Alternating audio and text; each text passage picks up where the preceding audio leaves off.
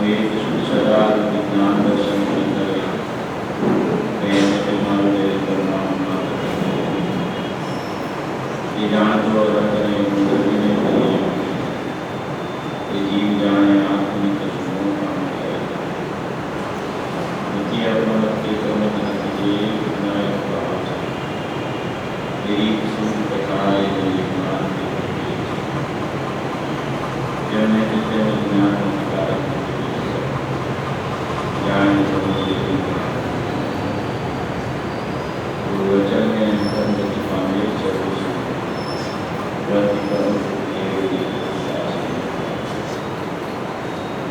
प्रतिकरण मोक्ष के ज्ञान और हिमालय के विहार नहीं मेरा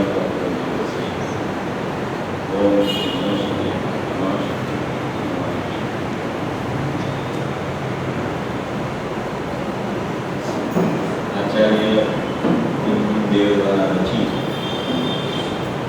समय सारी परमावती कर्ता कर्म अधिकार पर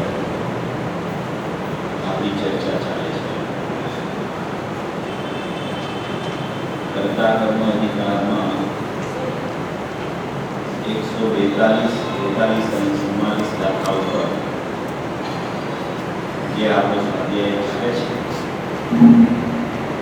એમાં અત્યારે પૂજ્ય ગુરુદેવ શ્રીના પ્રવચનમાં 69 વર્ષથી 51 વર્ષ સુધીની જે વ્યાખ્યા આવી એમાં जीव ने अनादि कोई ने कोई पक्ष चाले है या तो एने पर्याय नो पक्ष चाले है या तो एने द्रव्य नो पक्ष चाले है अथवा तो द्रव्य और पर्याय बेना पक्ष रूपी विकल्पो चाले द्रव्य नो पक्ष चाले એને ગૌણ કરીને પર્યાયનો પક્ષ ઉત્પન્ન કરે પર્યાયના પક્ષને ગૌણ કરીને દ્રવ્યના પક્ષને ઉત્પન્ન કરે ઉદ્ભવ કરે અથવા તો આમાં અંગચંદ્ર આચાર્યએ એની મૂળ ટીકામાં એક ઉભયાભાસીનું પ્રકરણ પણ લીધું છે ઉભયાભાસી મોક્ષમાર્ગ પ્રકાશકમાં એની વાતો આવે છે કે હું તો ખાલી પર્યાયને નથી માનતો હું તો ખાલી દ્રવ્યને પણ નથી માનતો પણ હું તો દ્રવ્ય અને પર્યાય બેને જેમ છે તેમ માનું છું એમ કરીને એ બેનો સાથે પક્ષ કરે એવો વિકલ્પ કરે એ પણ વિકલ્પ છે तो पर्यायનો પક્ષરૂપી વિકલ્પ ચાલતો હોય તો દ્રવ્ય સ્વભાવ ગૌણ થઈ જાય દ્રવ્યના પક્ષરૂપી વિકલ્પ ચાલતો હોય તો પર્યાય ગૌણ થઈ જાય પછી કોઈ વધારે ભણેલો હોય તો એ આગળ વધીને વાત કરે કે તમે એકનો પક્ષ છોડવાની વાત કરો છો બંનેના પક્ષ છોડવાની વાત કરો છો પણ અમે તો બેને જેમ છે એવું અમને ખ્યાલમાં આવે છે તો એ પણ બેને જેમ છે તેમ સમ્યક પ્રકારે જ્યાં સુધી જાણવું ન થાય ત્યાં સુધી એ બેને પણ વિકલ્પ કહેવામાં આવે છે દરેક જગ્યાએ વિકલ્પ સામાન્ય છે चाहे तो पर्यायનો વિકલ્પ ચાલે ચાहे तो દ્રવ્યનો વિકલ્પ ચાલે चाहे तो દ્રવ્ય पर्यायનો વિકલ્પ ચાલે વિકલ્પ સામાન્ય છે વિષય ભરે છે વિકલ્પ ચાલુ છે પક્ષ ચાલુ છે નઈ પક્ષ ચાલુ છે એવો નઈ પક્ષ કેમ છૂટે એનો આબેહૂબ એનું સ્પષ્ટીકરણ પૂજ્ય ગુરુદેવ શ્રી દ્વારા 142 ગાથા અને 23 વર્ષોમાં આપણે સાહેબ પૂજ્ય ગુરુદેવ શ્રી વારંવાર એમાં કહે છે કે ગાથા ઝીણી છે પણ બહુ ઊંચી ગાથા છે, બહુ સમજવા જેવી છે, માણસો થોડા છે એટલે ગાડા પર આ ચાલે. સોનગઢમાં એ સમયે માણસો થોડા હતા અને આવી સૂક્ષ્મ ગાથા આવે. થોડા માણસો હોય એ ક્યાં ક્યાં ગુરુદેવ હોય ત્યાં રહેતા હોય, એ ખૂબ અભ્યાસી કંઈ જાય નહીં બહાર. ગુરુદેવ જ્યાં હોય ત્યાં જ હોય એટલે એ ક્યાંય જાય નહીં. એટલે થોડા માણસોમાં આવી ગાથા ચાલે તો વધારે સૂક્ષ્મતા આવે, વધારે સ્પષ્ટીકરણ થાય. એમ સત હોય ને, સત એને સંખ્યાની જરૂર ન હોય. સત હોય એ ત્રૈકાલિક હોય, એ અનાદિ અનંત હોય, કાયમ સતપણું એનું ચાલ્યા. સંખ્યા હો કે સંખ્યા ન હો એની સાથે એને કાંઈ સંબંધ નથી. શ્રીમદ રાજચંદ્રજી આત્મજ્ઞાની થઈ ગયા. શ્રીમદ રાજચંદ્રજી જ્યારે ભરત ક્ષેત્રમાં વિચરતા ત્યારે એ તત્વજ્ઞાન કહેતા હતા તો એનો સમુદાય 2-3 જણાનો હતો. 2-3 વ્યક્તિઓ એની સાથે બેસીને ચર્ચા કરતી હતી. આંગળીના ભેટે ગણાય એટલા માણસોને 9 તત્વોના નામ નહોતા આવડતા. એવી સ્થિતિમાં આત્મજ્ઞાની પુરુષો આત્માની ચર્ચા કરતા હોય છે. એને જે ગમી ગયું હોય છે, એને જે ભાવતી વસ્તુ હોય છે, એનો જે ભાવ જ્યાં સ્થિર થતો હોય છે એવી વસ્તુની જે ચર્ચા કરતા હોય છે.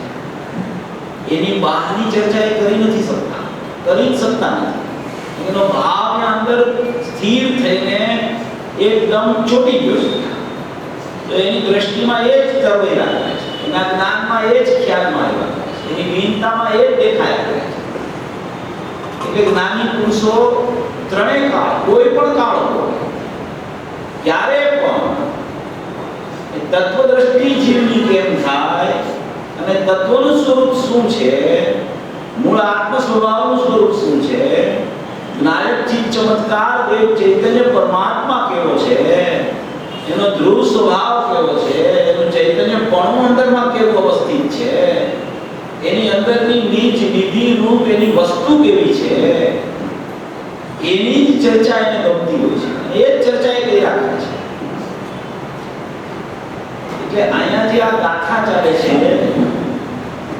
એમાં વિકલ્પની ચર્ચા આવે, પક્ષની ચર્ચા આવે, પણ પક્ષથી પક્ષાધિક્રાંત કેવી રીતે થવાય અને કોના આશ્રય થવાય એ ચર્ચા મુખ્ય છે. પક્ષ ચાલે છે તો ચાલે છે, પર્યાયનો પક્ષ ચાલે, દ્રવ્યનો પક્ષ ચાલે, દ્રવ્ય પર્યાયનો પક્ષ ચાલે, વિકલ્પ ચાલે. જીવને વિકલ્પ ક્યારે તૂટે છે? એક તો અનુભૂતિનો સમય આવે ત્યારે વિકલ્પ તૂટે છે, વિકલ્પ છૂટે છે. પાછો વિકલ્પાત્મક દશામાં સવિકલ્પમાં આવે, નિર્વિકલ્પમાંથી તો પાછી વિકલ્પની ઉત્પત્તિ થાય છે. એ વિકલ્પની ઉત્પત્તિ થાય છે અને અજ્ઞાન દશામાં વિકલ્પની ઉત્પત્તિ થતી એમાં મોટો ફરક છે. અજ્ઞાન દશામાં જે વિકલ્પની હારમાળા ચાલે છે ત્યાં વિકલ્પ સાથે એકત્વ બુદ્ધિનું પરિણામ ચાલે છે. 7 પ્રકારની દોષરૂપ વાત ચાલે. 7 પ્રકાર છે, 4 પ્રકાર તો સાંભળાવો. એકત્વ ચાલે વિકલ્પ સાથે, એક મમત્વ ચાલે, એક કર્તૃત્વ ચાલે, એક ભોક્તૃત્વ ચાલે, એક સ્વામિત્વ ચાલે, એક કારણત્વ ચાલે અને એક જ્ઞાતૃત્વ ચાલે. 7 પ્રકારે એકત્વ બુદ્ધિ ચાલે છે. 7 પ્રકારે 4 પ્રકાર તો આવે બધે, પણ આ બીજા 3 પ્રકાર પણ બહુ અગત્યના છે. એકાંતે વિકલ્પની સન્મુખતા પૂર્વક જ એની પ્રવૃત્તિ ચાલતી હોય એને એમ કહેવાય વિકલ્પમાં એકત્વ ચાલે છે, એનું નામ અજ્ઞાન છે. વિકલ્પ નુકસાન નથી કરતો જીવને. વિકલ્પ છે એ વિકલ્પ તો જ્ઞાનીને પણ આવે છે. વિકલ્પનું એકત્વ નુકસાન કરે છે, વિકલ્પનું અહમ નુકસાન કરે છે, વિકલ્પનું કર્તૃત્વ નુકસાન કરે છે, વિકલ્પનું ભોક્તૃત્વ નુકસાન કરે છે. જ્ઞાનીને પણ અસ્થિરતાજન્ય વિકલ્પ ચાલતો હોય છે, સ્વામીત્વ નથી હોતું. સ્વામી પણ અહીંયા પોતાના જીવન સ્વભાવી સુધારણામાં સ્થપાઈ ગયું તો એ સ્વામી પણ અહમ પણ પ્રતિનિધિ એની છૂટી જ નથી. એટલે એનું સ્વામી પણ બીજે વર્તતું જ નથી, ભલે ચાહે અસ્થિરતાજન્ય વિકલ્પો ચાલ્યા કરે. ત્યાંથી પણ વ્યાવૃત થવા માટે જ્ઞાની પોતાના સ્વભાવના પુરુષાર્થ રૂપી પ્રયાણ કરતો જ વર્તતો હોય છે. એવી કોઈ સ્થિતિનું આબેહૂબ વર્ણન આ 142 ગાથા અને એના કળશોમાં છે. પૂર્વ ગાથા છે, કોઈ અલૌકિક ગાથા છે. આપણે એની ટીકા ચાલુ કરી, આપણે એનું ભાવાર્થ જોયો, ટીકા ચાલુ કરી.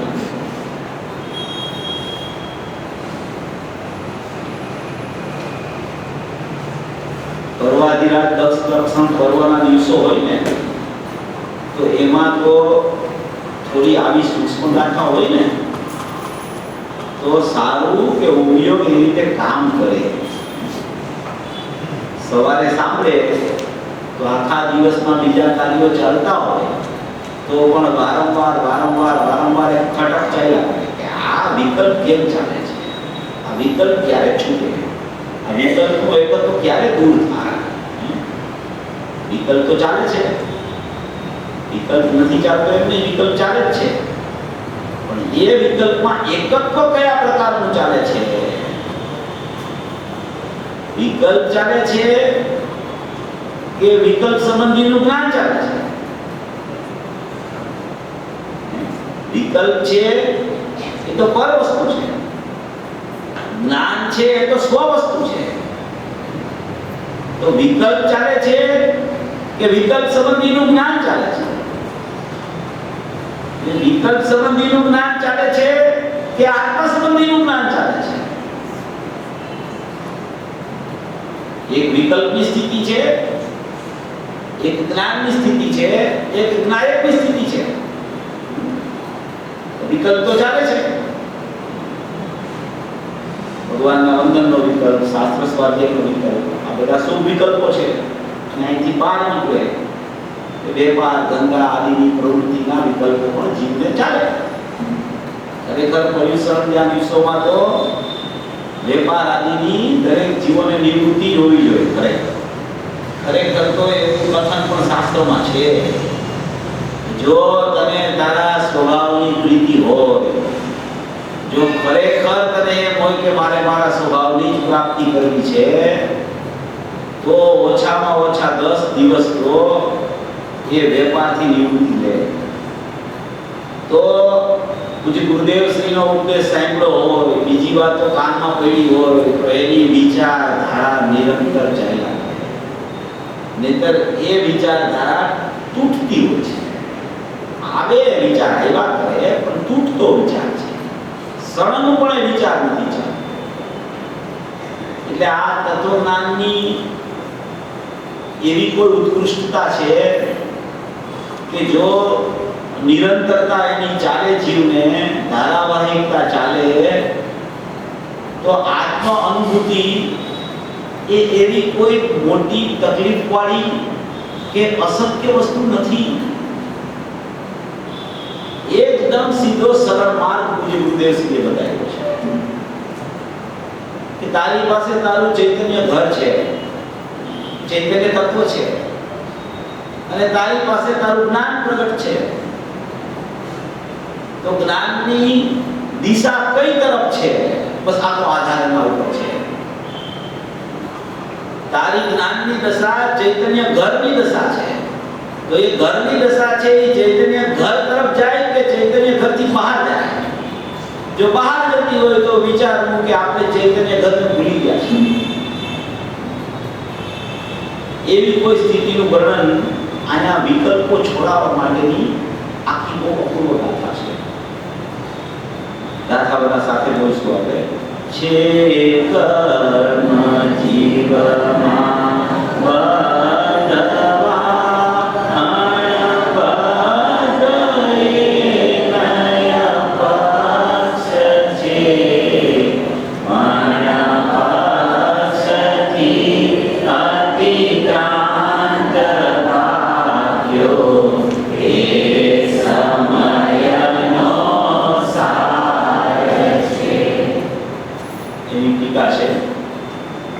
જીવમાં કર્મબદ્ધ છે એવો જે વિકલ્પ એટલે કે જીવ કર્મથી બંધાયેલો છે એવો જે વિકલ્પ તથા જીવમાં કર્મ અબદ્ધ છે એવો જે વિકલ્પ એટલે કે જીવ કર્મથી બંધાયેલો નથી એવો જે વિકલ્પ તે બંને નૈપક્ષ છે. જીવ કર્મથી બંધાયેલો છે અને જીવ કર્મથી બંધાયેલો નથી. હવે જીવ કર્મથી બંધાયેલો નથી એ તો વાસ્તવિકતા છે, એવું તો સ્વરૂપ છે. ચૈતન્ય તત્વ જીવ છે એને કદી કર્મનું બંધન હોતું નથી. એ જીવ તો જ્ઞાનમય છે, એ તો જ્ઞાન ચેતના સ્વરૂપી ભગવાન આત્મા છે. એને કર્મનો બંધ કદી હોતો નથી. એટલે કે જીવ કર્મથી બંધાયેલો છે એવો એક પક્ષ એટલે કે વિકલ્પ, અને જીવ કર્મથી બંધાયેલો નથી એટલે કે જીવ કર્મથી અબદ્ધ છે એવો જે વિકલ્પ, અહીંયા વિકલ્પ લીધો છે. જીવ કર્મથી બંધાયેલો તો નથી અને જીવ કર્મથી બંધાયેલો છે ખરેખર એમ પણ નથી. એટલે કે જીવમાં કર્મબદ્ધ છે અને જીવ કર્મથી અબદ્ધ છે. એટલે જીવ કર્મથી બંધાયેલો છે તો કે બંધ છે ને એ જીવની પર્યાયમાં ચાલતો હોય છે. જીવ અબદ્ધ સ્વભાવી છે ત્રણેય કામ. જીવની એક સમયની પર્યાયમાં બંધ ચાલતો હોય છે, પણ અહીંયા અભેદ ગણીને એમ કે છે પર્યાયને દ્રવ્યને કે જીવ કર્મથી બંધાયેલો છે એવો કોઈ વિકલ્પ અને જીવ કર્મથી બંધાયેલો નથી કે અબદ્ધ છે એવો પણ જે વિકલ્પ, તે બંને નૈપક્ષ છે. જ્યાં વિકલ્પ ઉત્પન્ન થાય ત્યાં નૈ સંબંધીનો પક્ષ કોઈને કોઈ લાગુ પડે. યા તો નિશ્ચય નૈનો પક્ષ લાગુ પડે યા તો વ્યવહાર નૈનો પક્ષ લાગુ પડે. એટલે કે જે તે જીવમાં કર્મબદ્ધ છે એવો જે વિકલ્પ તથા જીવમાં કર્મ અબદ્ધ છે એવો જે વિકલ્પ, તે બંને નૈપક્ષ છે.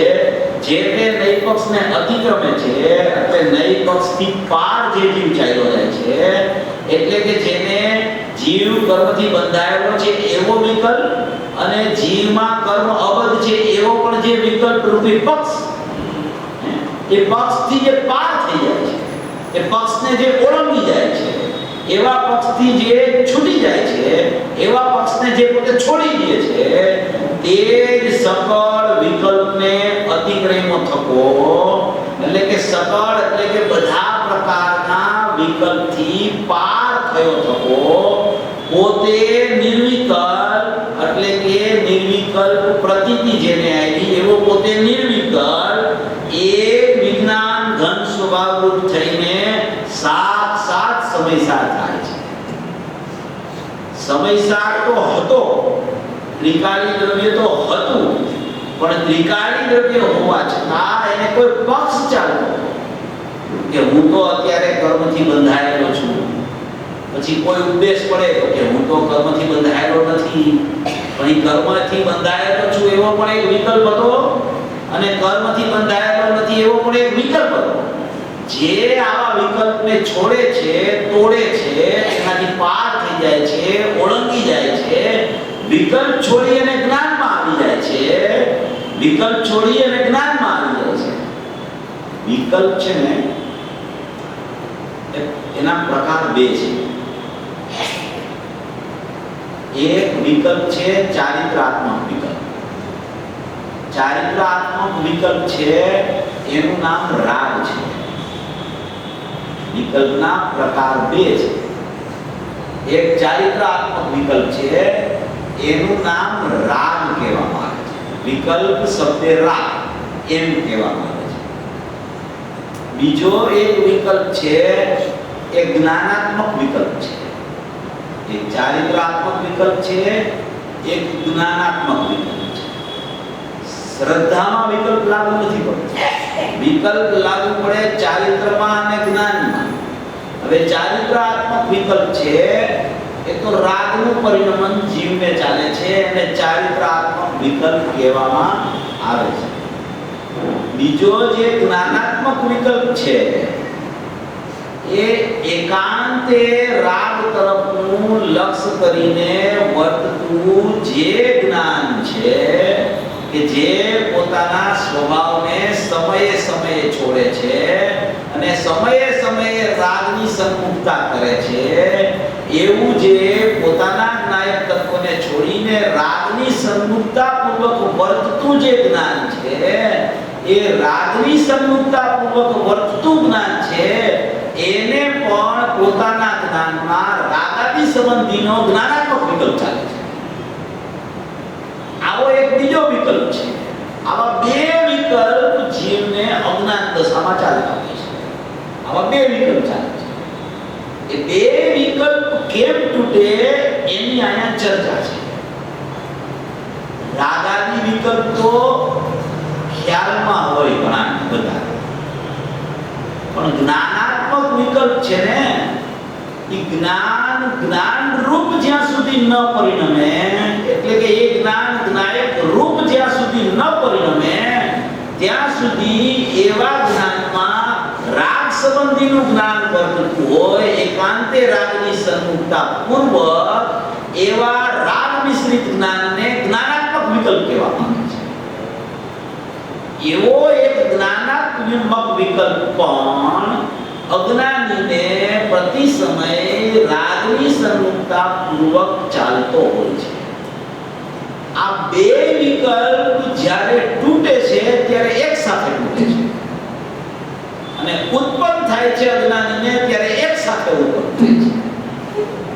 પછી જ્યારે એ જીવ જ્ઞાની થાય છે ત્યારે એનું પરિણમન નિર્વિકલ્પ થયા પછી જે વિકલ્પ આવે છે એની સ્થિતિ જુદી છે.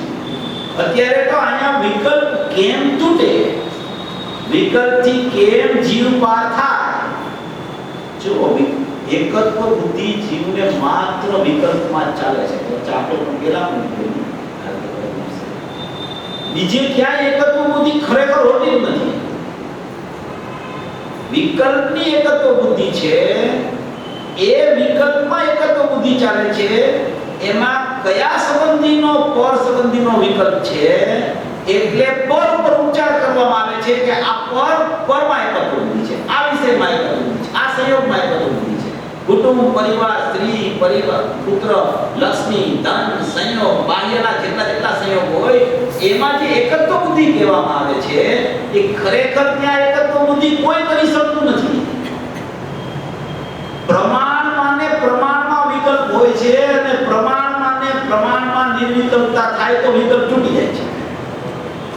પર વસ્તુ સાથે એકત્વ બુદ્ધિ બિલકુલ કોઈને અત્યાર સુધી થઈ નથી, થવાની નથી અનુકાળ. પર વસ્તુ સંબંધીનો વિકલ્પ જે ચાલે છે એ વિકલ્પનું એકત્વ એનું નામ મિથ્યાત્વ છે. પર સાથે એકત્વ બુદ્ધિ થતી જ નથી કોઈ, બિલકુલ થાય છે. જે કાંઈ વસ્તુનું સ્વરૂપ છે એ પરથી પૃથક પ્રમાણમાં બધું ચાલે છે. પ્રમાણ છે એ અનાદિ અનંત છે. અનાદિ અનંત છે પ્રમાણ સ્વરૂપ. ચાહે તો વિકલ્પાત્મક પ્રમાણ હો કે ચાહે તો નિર્વિકલ્પ પ્રમાણ હો. વિકલ્પાત્મક પ્રમાણ છે એ વિકલ્પના આશ્રય થતું પ્રમાણ છે, માટે એને વિકલ્પાત્મક પ્રમાણ કહેવાય છે. અને નિર્વિકલ્પ પ્રમાણ છે એ ત્રિકાલિક દ્રવ્યના આશ્રય પર્યાય પ્રગટ થતું હોવાથી એને દ્રવ્ય પર્યાય સ્વરૂપને નિર્વિકલ્પ પ્રમાણ કહેવામાં આવે છે. આવું અનાદિ અનંત પ્રમાણનું સ્વરૂપ છે. એક આગમ પદ્ધતિ છે અને એક અધ્યાત્મ પદ્ધતિ છે. એવા બે પ્રકાર શાસ્ત્રમાં વર્ણન કરેલું છે. આગમ પદ્ધતિ છે એ કર્મ ચેતના પદ્ધતિ છે અને અધ્યાત્મ પદ્ધતિ છે એ શુદ્ધ જ્ઞાન ચેતના પદ્ધતિ છે. એક આગમ પદ્ધતિ, એક અધ્યાત્મ પદ્ધતિ. આગમ પદ્ધતિ અને અધ્યાત્મ પદ્ધતિ એ બેમાં દ્રવ્ય પર્યાય સ્વરૂપ વસ્તુ આવે. બેમાં દ્રવ્ય પર્યાય સ્વરૂપ વસ્તુ આવે. આગમ પદ્ધતિમાં નિશ્ચય ને વ્યવહાર આવે, અધ્યાત્મ પદ્ધતિમાં પણ નિશ્ચય ને વ્યવહાર આવે. આગમ પદ્ધતિને તમે નિશ્ચય ને વ્યવહારને અભેદ કરીને જુઓ તો એને આગમનું પ્રમાણ કહેવામાં આવે. અધ્યાત્મ પદ્ધતિને નિશ્ચયને વ્યવહારને તમે અભેદ કરીને જુઓ તો એને અધ્યાત્મનું પ્રમાણ કહેવામાં આવે. તો વિષય સમજવા જેવો છે. આગમ પદ્ધતિનો નિશ્ચય શું અને આગમ પદ્ધતિનો વ્યવહાર શું? અધ્યાત્મ પદ્ધતિનો નિશ્ચય શું અને અધ્યાત્મ પદ્ધતિનો વ્યવહાર શું? આગમ પદ્ધતિનો નિશ્ચય છે એ ત્રિકાળી દ્રવ્ય છે અને આગમ પદ્ધતિનો વ્યવહાર છે એ એની પર્યાયમાં વર્તતા મોહ રાગ દ્વેષ રૂપી અજ્ઞાન ભાવ છે. એને આગમ પદ્ધતિ કહેવામાં આવે છે. એક આગમ પદ્ધતિ એ આગમ પદ્ધતિમાં પ્રમાણનું સ્વરૂપ, એ પ્રમાણ એટલે કે નિશ્ચય ને વ્યવહાર બે ભેગા જોવા એને પ્રમાણ કહેવામાં આવે. કોઈ પણ એક વસ્તુ હોય એમાં બીજી વસ્તુને ભેળવી અને એને જોવી એનું નામ પ્રમાણ કહેવામાં આવે. તો આગમનું પ્રમાણ કોને કહેવામાં આવે? કે એક નિશ્ચય ત્રિકાળી દ્રવ્ય અને એક પર્યાય એમાં વર્તતો મોહરાગ દ્વેષનો ભાવ. તો દ્રવ્ય ત્રિકાળી અને એની પર્યાય એમાં મોહરાગ દ્વેષ. દ્રવ્ય ત્રિકાળ શુદ્ધ અને પર્યાયમાં અશુદ્ધતા. આ બેને સાથે મળીને જોવા એનું નામ આગમનું પ્રમાણ કહેવામાં આવે. એમાં પણ આગમનો નિશ્ચય તો ત્રિકાળી દ્રવ્ય જ છે. એના આશ્રય લેતા આગમનો જે વ્યવહાર છે એ અધ્યાત્મના વ્યવહારમાં ફેરવાય જાય. હવે અધ્યાત્મ પદ્ધતિ, અધ્યાત્મ પદ્ધતિનું પ્રમાણ કોને કહેવામાં આવે? આ બધી ગુરુદેવના પ્રવચનોમાં વાત આવે છે. તમે જેમ જેમ સાંભળશો ને એમ આ વિષય તમને ખ્યાલમાં એમાંથી નીકળશે. બધું ગુરુદેવનું છે. બધું એક પણ વાત અહીંથી કહેવામાં આવે છે એ ગુરુદેવના આધાર સહિત કહેવામાં આવે છે. અધ્યાત્મનું પ્રમાણ કોને કહેવામાં આવે? તો કે અધ્યાત્મનો નિશ્ચય એ પણ ત્રિકાળી દ્રવ્ય છે. જેમ આગમનો નિશ્ચય એ ત્રિકાળી દ્રવ્ય, એમ અધ્યાત્મનો નિશ્ચય એ પણ ત્રિકાળી દ્રવ્ય છે. અને આગમનો વ્યવહાર છે એ સમ્યક દર્શન, જ્ઞાન, ચારિત્રાણી, મોક્ષ માર્ગના પરિણામ છે. એને અધ્યાત્મનો વ્યવહાર કહેવામાં આવે છે. અને એ અધ્યાત્મનો નિશ્ચય અને અધ્યાત્મનો વ્યવહાર એ બેને એક સાથે જોવા એનું નામ અધ્યાત્મનું પ્રમાણ છે. આખું જૈન દર્શન આ આગમનું પ્રમાણ અને અધ્યાત્મના પ્રમાણમાં બિરાજમાન છે. કોઈ પણ જીવની સ્થિતિ નક્કી કરવી હોય તો આ આગમના પ્રમાણથી કે અધ્યાત્મના પ્રમાણથી એ જીવની સ્થિતિ નક્કી થઈ શકે છે કે આ જીવ અત્યારે ક્યાં ઊભો રહીને વર્તી રહ્યો છે. તો કે અત્યારે એને મોહરાગ દ્વેષનું પરિણમન વિકલ્પ સાથે એકત્વ બુદ્ધિ, વિકલ્પ એટલે રાગ દ્વેષ અને એકત્વ બુદ્ધિ એટલે મિથ્યાત્વ મોહ. મોહરાગ દ્વેષનું પરિણમન ચાલી રહ્યું છે અને એની પાસે ત્રિકાળી દ્રવ્ય આગમનો નિશ્ચય હોવા છતાં એને ભૂલી અને વિકલ્પમાં એકત્વ કરીને વર્તે છે. માટે એને આગમનો વ્યવહાર મોહરાગ દ્વેષ રૂપ છે અજ્ઞાન, અને આગમનો નિશ્ચય છે એ ત્રિકાળી દ્રવ્ય છે. એ જ જીવ આગમના નિશ્ચય વ્યવહાર વાળો જીવ જ્યાં પોતાના શુદ્ધ સ્વભાવની તરફ વળે છે જ્યાં સાક્ષાત પોતાનો સમયસાર છે એ સમયસાર તરફ વળે છે, પોતાના જ્ઞાયક દેવ તરફ જોવે છે, પોતાની ચૈતન્ય સત્તા તરફ ઝૂકે છે. આજ હું ચૈતન્ય સ્વરૂપી ભગવાન આત્મા છું, આજ હું જ્ઞાયક ભાવ છું, આજ મારી ત્રિકાળ પ્રભાવ જ્ઞાન આનંદને સુખથી ભરેલી વસ્તુ માત્ર છે. એવું જે ચૈતન્યનું સ્વરૂપ છે, જે સકળ નિરાવરણ છે, અખંડ છે, એક છે, શુદ્ધ છે, જ્ઞાયક છે, ઉતાર છે, અપરિણામી છે, નિત્ય નિરંજન છે, નિરાવરણ સ્વરૂપ છે, એકરૂપ સ્વરૂપ છે, અભેદ સ્વરૂપ છે, અને એવા વિશેષણો અવ્યક્ત છે, એવા વિશેષણોથી પાર વસ્તુ માત્ર છે. એવી વસ્તુ માત્ર હું છું એમ જે અહમ કરે છે, ત્યાં અધ્યાત્મનો વ્યવહાર સમય પ્રસંગ જ્ઞાન ચારિત્રાણી મોક્ષ માર્ગે પ્રવૃત્તિ થાય છે. એવો જે જ્ઞાની થયેલો જીવ છે, એ જ્ઞાની થયેલા જીવને અધ્યાત્મનું પ્રમાણ જાણતું હોય છે. એ અધ્યાત્મના પ્રમાણમાંથી અધ્યાત્મનો નિશ્ચય કાઢીને અધ્યાત્મના પ્રમાણમાં આવ્યો છે. જ્યાં સુધી આગળનો નિશ્ચય જીવ કાઢતો નથી, ત્યાં સુધી આગળનો વ્યવહાર છૂટતો નથી.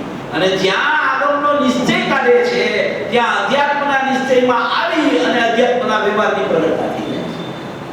એને આયા એમ કે છે કે બંને પ્રકારના પક્ષરૂપી વિકલ્પ છોડીને પોતે નિર્વિકલ્પ એક વિજ્ઞાન ઘન સ્વભાવરૂપ થઈને સાક્ષાત સમયસાર થાય છે. સાક્ષાત સમયસાર એટલે પ્રત્યક્ષ અનુભૂતિ. સમયસાર તો હતો ત્રિકાળી દ્રવ્ય, તો ત્રિકાળી દ્રવ્ય હતો તો કે હું એક છું, અભેદ છું, શુદ્ધ છું, જ્ઞાયક છું, ધ્રુવ છું, અનાદિ અનંત છું, નિત્ય છું, અપરિણામી છું. તો કે વિકલ્પતાનું સ્વરૂપ નથી ભાઈ.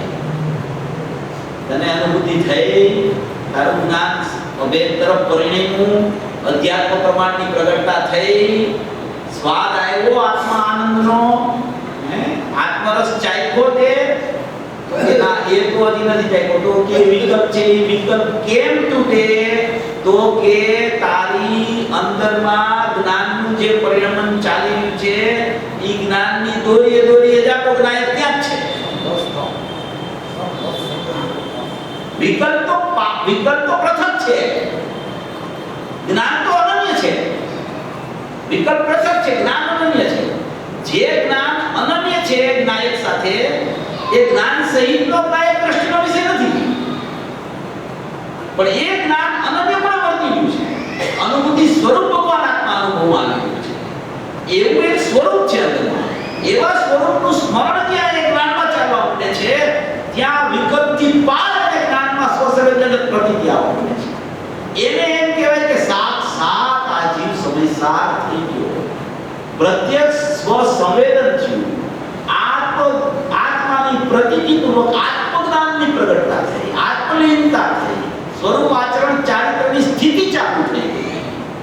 એવી કોઈ સ્થિતિ થાય કે જ્યારે વિકલ્પ તૂટે. વિકલ્પ સામાન્ય છે, ચાહે પર્યાયનો વિકલ્પ હો, ચાહે દ્રવ્યનો વિકલ્પ હો, ચાહે દ્રવ્યપર્યાયનો વિકલ્પ હો, એ ત્રણેય વિકલ્પના ખાતામાં જાય છે. એ વિકલ્પનું ખાતું, એ વિકલ્પનો ડબ્બો જુદો છે, જ્ઞાનનું ખાતું જુદું છે, અને એ જ્ઞાનના ખાતામાં જ્ઞાયક વસે છે. એવી કોઈ સ્થિતિ છે, એવું કોઈ સ્વરૂપ છે. એટલે વિકલ્પ તો ચાલે છે, પણ વિકલ્પની એકત્વ બુદ્ધિ કેમ તૂટે કે પોતાના સ્વભાવમાં એકત્વ થાય તો વિકલ્પ દેખાય જ નહીં. જ્ઞાન જેનું હતું એ જ્ઞાનમાં ભળી ગયું તો વિકલ્પ ઉત્પન્ન જ ન થયો.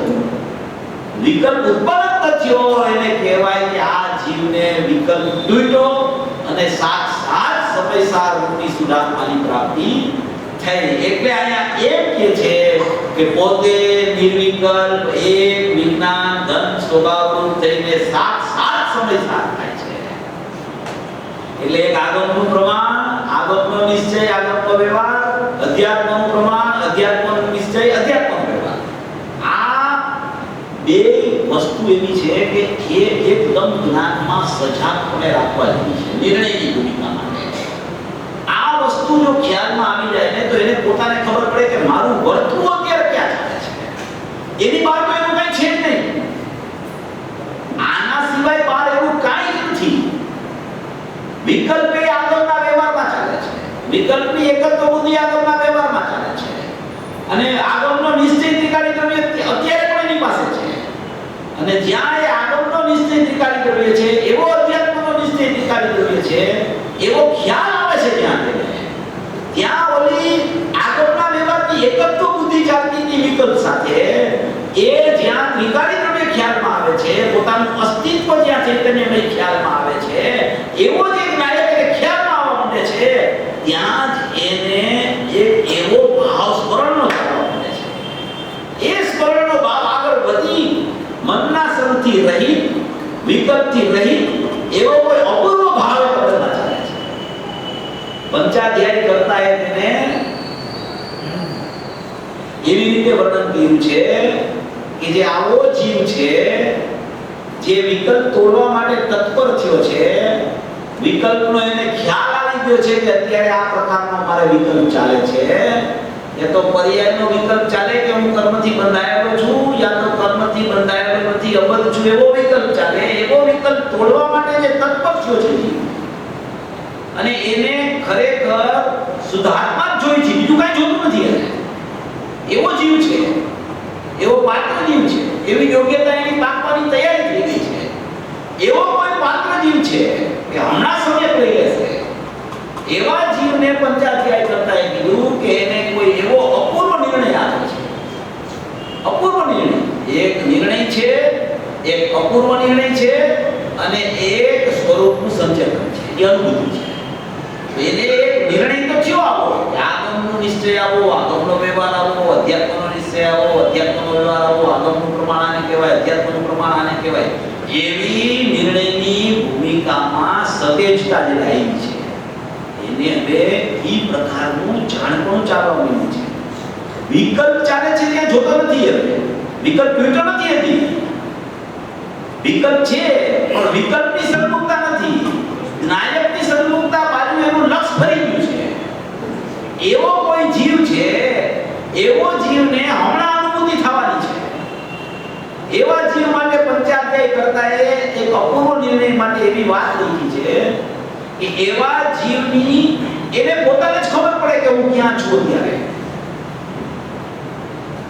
પોતે પોતાનું ચિંતન કરતો હોય, પોતાના સ્વભાવની સન્મુખતા એની ચાલતી હોય, એને પોતાને જ ખબર પડે કે હું ક્યાં છું. એને ખબર પડી જાય કે હવે કઈ સ્થિતિ ફરવા માંડી છે, એ ખબર પડી જાય. એવા જીવ માટે પંચાધ્યાય કરતા એ શબ્દો આપ્યા કે કેવો એને ભાસ થાય છે, કેવો એને ખ્યાલ આવે છે. અનુભૂતિ પહેલા તો ખબર ન પડે, પણ અનુભૂતિ પહેલા વિકલ્પ હોય તો વિકલ્પથી તો એ પાર થયો છે, અને નિર્વિકલ્પ હજી થયો નથી, એવો કોઈ સ્વકાય છે. એવી કોઈ સ્થિતિમાં ઊભો છે જીવ, નિર્વિકલ્પ થયો નથી, નિર્વિકલ્પ થવા માટે તત્પર છે, વિકલ્પ છૂટ્યો નથી, વિકલ્પ ચાલે છે. વિકલ્પનું એકત્વ ચાલતું હતું, એ લબ્ધ થવાની તૈયારીમાં છે, અને આત્મ અનુભૂતિ હજી થઈ નથી, એ થવાની તૈયારીમાં છે. એવો કોઈ જીવ છે. એવા જીવને આવી જે જ્ઞાનનો સ્વભાવનું સ્મરણ ચાલે છે, એ જીવને શું કહેવાય? તો કે એ કહી શકતો નથી. એને ગુરુદેવ કહેતા હતા, આમાંથી ઘણા ગુરુદેવ સાંભળ્યું હશે, જોયું હશે ગુરુદેવ સામે, ત્યારે એને ખ્યાલ આવ્યો હશે.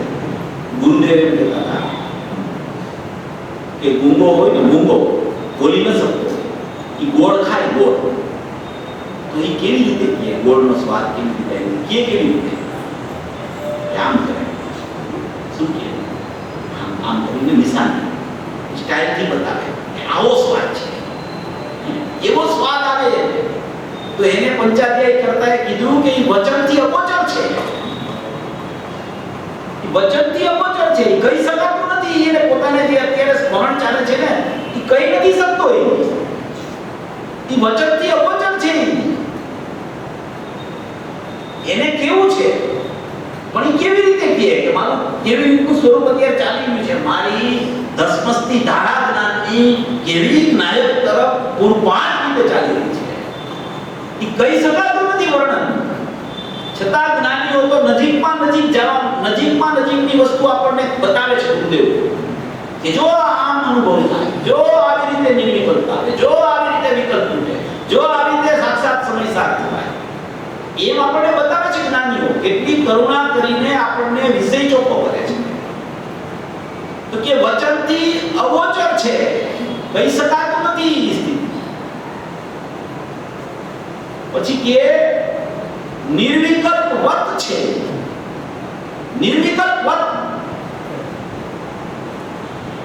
નિર્વિકલ્પ વત એટલે હજી નિર્વિકલ્પ થયો નથી, પણ નિર્વિકલ્પ જેવો સવિકલ્પમાં થઈ ગયો છે. નિર્વિકલ્પ જેવો સવિકલ્પમાં, વિકલ્પ તૂટ્યો નથી, નિર્વિકલ્પ થયો નથી, પણ નિર્વિકલ્પ વત થઈ ગયો છે. વચનથી અગોચર છે, નિર્વિકલ્પ વત છે, કેવળ સ્વાનુભવગમ્ય છે. કેવળ સ્વ, પોતે જ પોતાના અનુભવથી પોતાને જ ખબર પડે છે કે અત્યારે શું ચાલી રહ્યું છે. એવી કોઈ સ્થિતિ જીવની આવે છે અનુભવ પહેલા. અનુભવ પહેલા પક્ષ તૂટવાનો હોય ત્યારે જીવની કોઈ એવી સ્થિતિ આવી જાય છે, એને એનું ચિત્ત આખું ફરી જાય છે. આખા જગતથી તો વ્યાવૃત થાય છે, પણ વિકલ્પોથી વ્યાવૃત થઈ અને પર્યાયથી પણ પાર એનું જે પરમાત્મા સ્વરૂપ છે ત્યાં એની પર્યાય જવા માટે પ્રયત્નશીલ હોય છે. એવી કોઈ સ્થિતિ બને છે અને એવી સ્થિતિ બનતા બનતા બનતા જ્યાં આગળ વધે છે ત્યાં સાક્ષાત સમય સાથે થઈ જાય છે.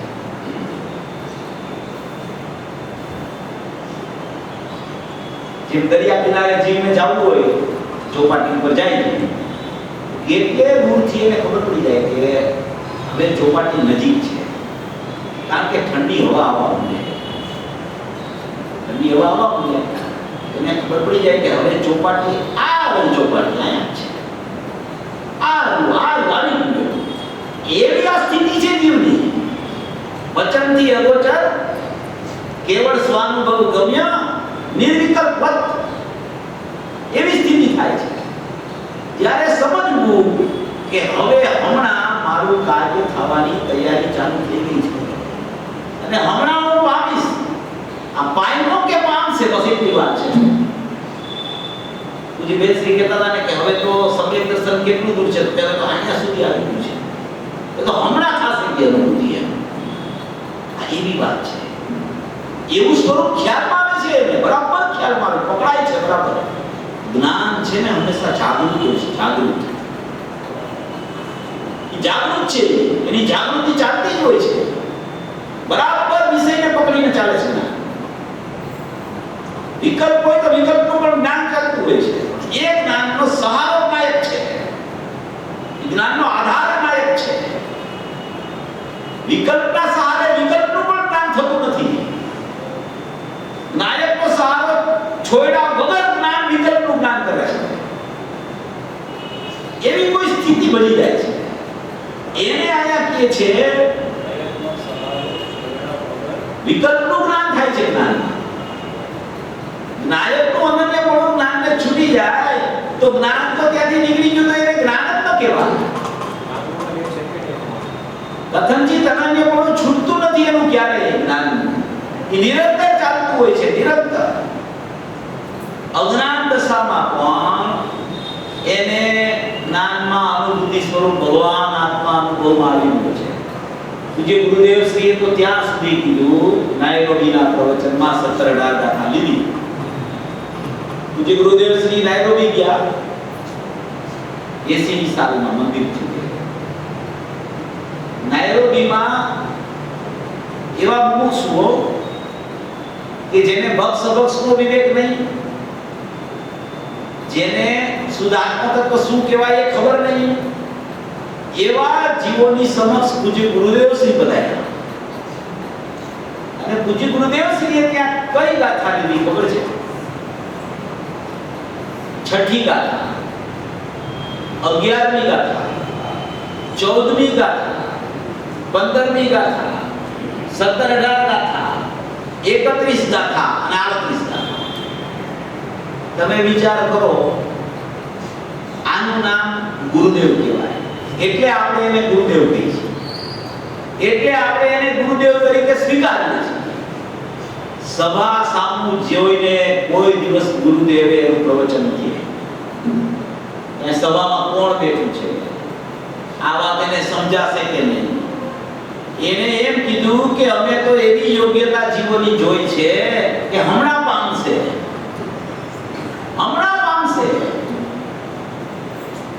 પ્રશ્ન કર્યો કોઈએ કે આ બધી તમે આવી દ્રષ્ટિના વિષયની સૂક્ષ્મ વાત અહીંયા કરો છો, આ તો જેને નઈ નિક્ષેપ પ્રમાણની ખબર હોય, નિશ્ચય વ્યવહારની ખબર હોય, સ્વભાવ વિભાવની ખબર હોય, ત્રંબકની ખબર હોય, એના માટેની આ બધી ચર્ચાઓ છે. ભણેલો હોય થોડો, એવો તૈયાર શિષ્ય હોય તો એને ખબર પડે. આ પૂજ્ય ગુરુદેવશ્રી એમ જવાબ આપ્યો કે તૈયાર શિષ્યની વાત અહીંયા નથી, અહીંયા પાત્ર શિષ્યની ચર્ચા ચાલે. એની પાત્રતા અમે જોઈ લીધી છે કે આ હમણાં પામવાનું છે, હમણાં એનું કામ થવાનું છે, એટલે અમે આ વાત કરીએ છીએ. અમે કોઈ જીવને મિથ્યા દ્રષ્ટિ અજ્ઞાની મોહી લાગી બેસી જોતા નથી. અમે એને પર્યાય દ્રષ્ટિથી જોતા નથી. અમે એના શુદ્ધ સ્વભાવ પર નજર રાખીને કહી છીએ કે આ જીવ હમણાં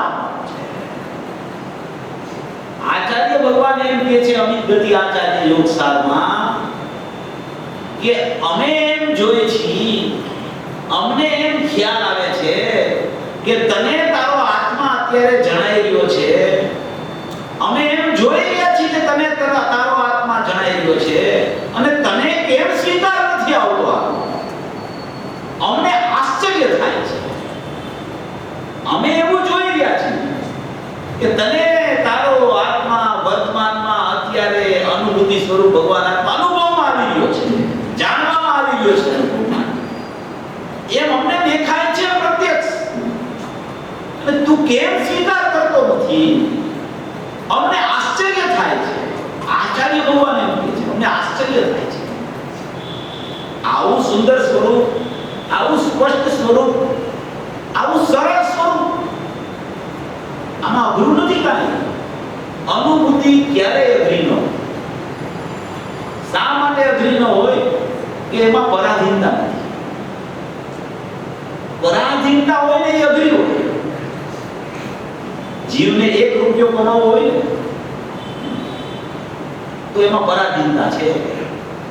એમાં એને મળશે કે નહીં નક્કી નથી, કે પરાધીન છે. અનુભૂતિ છે સ્વાધીન છે, પરની કોઈ અપેક્ષા વગર નિરપેક્ષ છે, સ્વને આધીન છે. સ્વય પોતા પાસે છે, અનુભૂતિ જ્યાં થાય છે એ પર્યાય પોતા પાસે છે. બહારથી કાંઈ લેવું દેવું છે નહીં. એ સ્વાધીન છે એટલે સરળ છે, એટલે કોઈ પણ સમયે થઈ શકે છે. ચારે ગતિમાં અનુભૂતિ થાય. મનુષ્ય દેવની જેમ તારક અનુભૂતિ ક્યાંય પણ થઈ શકે. કોઈ બાહ્યના સંયોગ એને નડતા નથી. શ્રેણી મહારાજા નરકમાં છે, પ્રથમ તીર્થંકર થશે, અત્યારે એ નરકમાં છે. નરકની સ્થિતિ એવી છે, આખા દરિયાનું પાણી પીવડાવી દો એને, આખા દરિયાનું, જગતના જેટલા દરિયાઓ એટલું પાણી પીવડાવો તો પ્યાસ બુજાય નહીં. એટલી પ્રતિકૂળતા છે નરકમાં. જેટલું વિશ્વમાં અનાજ હોય એક જીવને ખવડાવી દો તો ભૂખ ન મટે એની. એટલી પ્રતિકૂળતા છે. એવી પ્રતિકૂળતામાં શ્રેણીક મહારાજ વારંવાર પોતાના સ્વભાવમાં ડૂબકી મારે છે. વિચાર કરો, અહીંયા ક્યાં પ્રતિકૂળતા છે? આપણે સંયોગમાં એવી પ્રતિકૂળતા તો કોઈ દિવસ સાંભળી નથી. જોવાની તો વાત અલગ રહી. છતાં જીવ કેમ ન પામે? વર્તમાનમાં એવી સ્થિતિ છે કે આવા સંયોગોથી તો પાર થઈ ગયો છે કેટલો બધો દૂરી. અને સ્વભાવ પાછો એની પાસે છે. સ્વભાવને બતાવનારા પુરુષ છે. સ્વભાવની વાત બતાવે છે, એ સાંભળે છે, એને સમજાય છે, ચિંતન મનન પણ કરવા માટે તત્પર છે. પણ એની ખલેલ એટલી છે કે ધારાવાહિકતા નથી એની, નિરંતરતા નથી એની વિષય. ક્ષણિક ખ્યાલમાં આવે છે, પાછા બીજા વિષયોમાં આળોટાઈ જાય છે. નિરંતરતા ટકતી નથી એટલે સાક્ષાત સમય સાર રૂપી શુદ્ધાત્મ દેવ એની દ્રષ્ટિ જ્ઞાનમાં આવતો નથી. સ્વરૂપ એકદમ ચોખ્ખું સ્પષ્ટ ને સરળ જ છે. સત સરળ છે, સત સર્વત્ર છે, સત બધી જગ્યાએ છે સત અને એ સરળ છે, સર્વત્ર છે. એમાં કઈ ખલેલ થઈ જ નથી. શુદ્ધાત્મામાં કોઈ બનાવ જ બનતો નથી. એવો શુદ્ધાત્મા વિદ્યમાન છે દરેક જીવ પાસે. બસ એવું સ્વરૂપ એના ખ્યાલમાં આવે એટલી જ તો એને પ્રવૃત્તિ કરવાની છે. એના સિવાય કોઈ પ્રવૃત્તિ છે નહીં. એટલી બધી સરળતાથી સમજાયેલું સ્વરૂપ છે. અનુભૂતિ એટલી બધી સરળ છે કે તમારું ચૈતન્ય ઘર હોય એમાં તમારે પ્રવેશ કરવો હોય. સુનિલભાઈ, તમે તમારા ઘરમાં અંદર જાઓ ત્યારે આ તમારું માનેલું ઘર છે, તો તમે કોઈને પૂછો છો તો જવા માટે કે હું આવું કે નહીં, કેવા બરાબર ચાલ્યા જાઓ છો.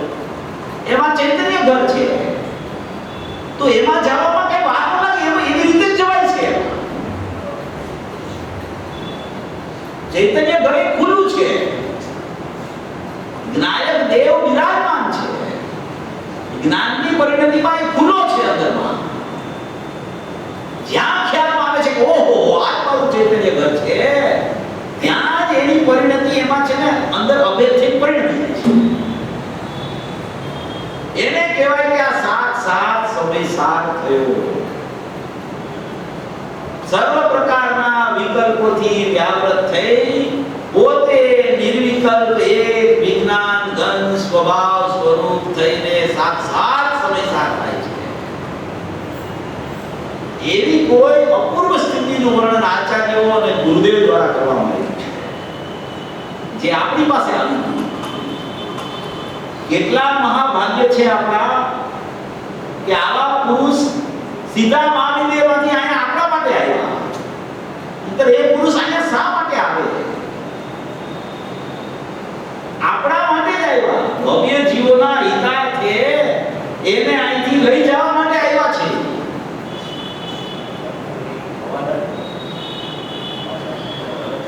તીર્થંકરની સ્થિતિ એવી હોય છે કે અમુક પાછલા ભવો સુધી એની સાથે અમુક જીવો એની સાથે ને સાથે ચાલતા હોય છે. એવી તીર્થંકરની મહિમા છે, એવી તીર્થંકરની સ્થિતિ હોય છે. ભવી જીવોના ભાગ્ય અર્થે પૂજ્ય ગુરુદેવ શ્રી આવ્યા અને આવા સૂક્ષ્મ ખુલાસા પૂજ્ય ગુરુદેવ શ્રી દ્વારા થયા.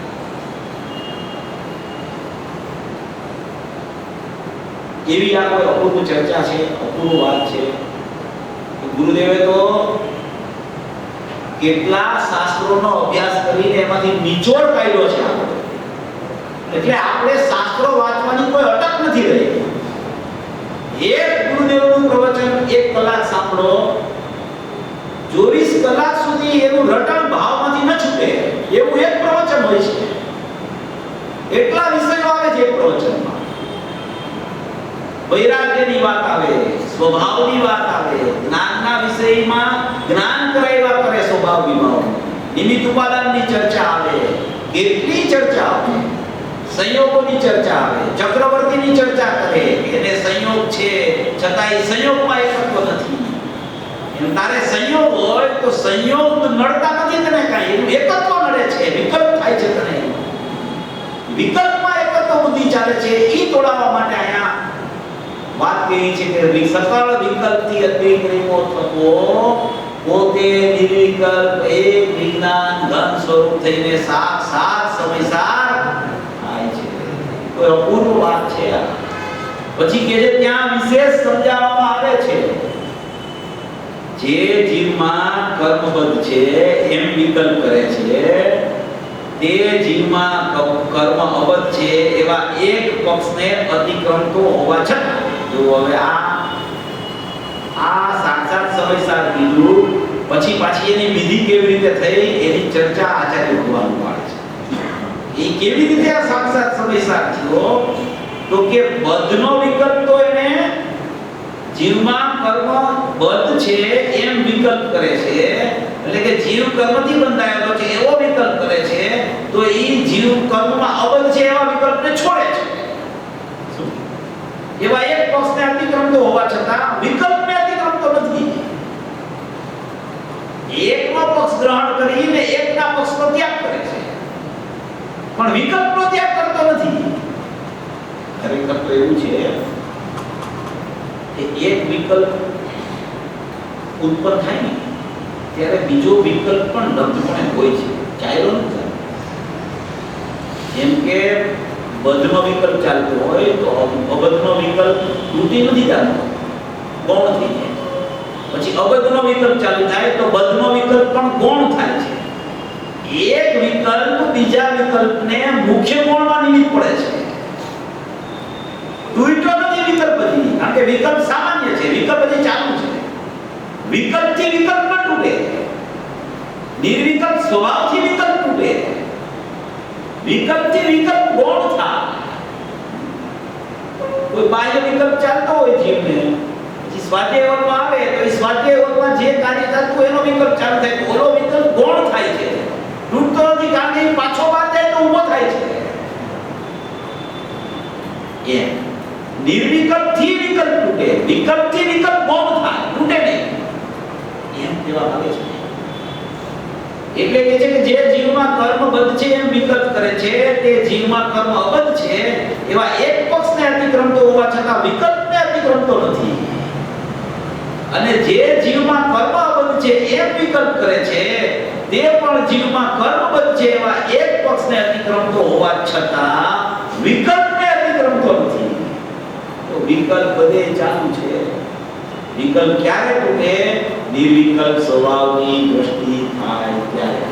મૂળ આમાં એક એવું છે, જ્ઞાનપૂર્વક જીવને શ્રદ્ધાન કેવી રીતે થાય એની ચર્ચા આ ગાથામાં વિકલ્પ તૂટી અને નિર્વિકલ્પતા કેમ પ્રગટ થઈ એમ કોઈ અપૂર્વ વાત 142ની ગાથામાં છે. આપણે 142ની ગાથા હજી કાલે ચાલશે, પછી એનો ભાવાર્થ છે, પછી આ કળશો છે એના 69 થી 91 સુધીના એ આપણે લેશું. એટલે વિષય તો એટલો બધો સુંદર છે અને આપણે એ વિષયને બરાબર ખોલીને સમજવું છે. એમને ઉપરથી નહીં, અંદરમાં પરિણમન કેવી રીતે થાય અને અત્યારે વિપરીત પરિણમન કેમ ચાલી રહ્યું છે, વિકલ્પ કોને કહેવાય, વિકલ્પ શું છે, કેટલા પ્રકારના વિકલ્પ છે, કયા પ્રકારનો વિકલ્પ ક્યારે તૂટે, પાછો કયો વિકલ્પ રહી જાય અને એ વિકલ્પ પાછો પરિપૂર્ણ ક્યારે તૂટે અને ત્યારે એ પરિપૂર્ણ સાક્ષાત સમય સાથ થાય. સમ્યક દ્રષ્ટિ સાક્ષાત સમય સાથ થાય. એક જ અનંતાનો મંદિરનો કસાઈ જાય છે. ત્રણ કસાય જે એને મોજૂદ છે. ક્રમે ક્રમે ક્રમે ક્રમે શુદ્ધિની વૃદ્ધિ થતા થતા સવર એટલે શુદ્ધિની ઉપલબ્ધિ, નિર્જરા એટલે શુદ્ધિની વૃદ્ધિ અને મોક્ષ એટલે શુદ્ધિની પૂર્ણતા. એ સવર પૂર્વક નિર્જરા થતી થતી મોક્ષમાં જ્યારે જીવ પરિણમે ત્યારે પરિપૂર્ણ વિકલ્પનો અભાવ થઈ અને પરિપૂર્ણ સાક્ષાત સમય સાધી થાય છે. એને એમ કહેવાય કે આ જીવ કેવડી થઈ ગયો, અયન થઈ ગયો અને હવે સ્થિત થવા માટે એને કાંઈ બાધક પણ નથી, સિદ્ધ જ થઈ ગયો, અયન છે એનો ભાવ મોક્ષ થઈ ગયો એમ કહેવામાં આવે છે. આવું સમજી સર્વભવી જીવો પોતાના શુદ્ધ સ્વભાવની આરાધના આ મંગલ મહોત્સવના પ્રચાર તેમાં કરે એવી હવે અહીંયા ભોપાલથી આમંત્રણ આપવા માટે પધારેલા છે એ